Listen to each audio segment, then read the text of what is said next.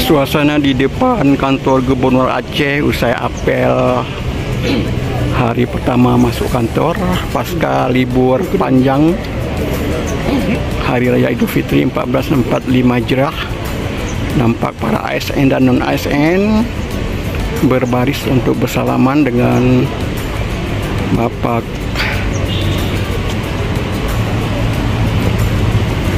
Gubernur Aceh dan jajarannya.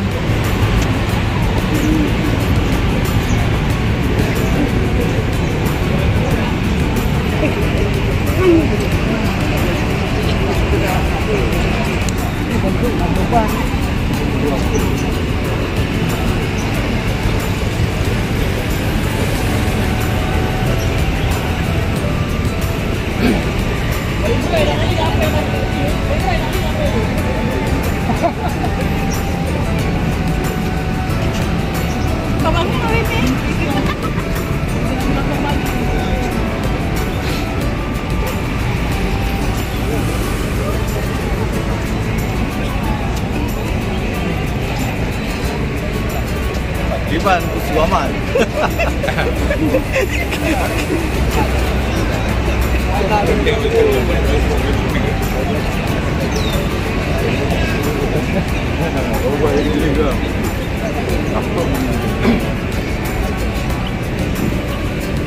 Apel ini juga diikuti oleh kepala dinas di lingkungan pemerintah Aceh.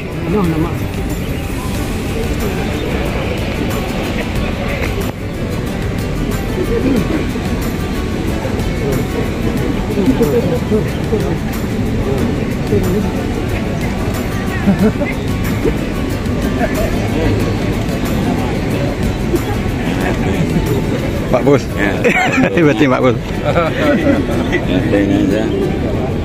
Pak. Pak.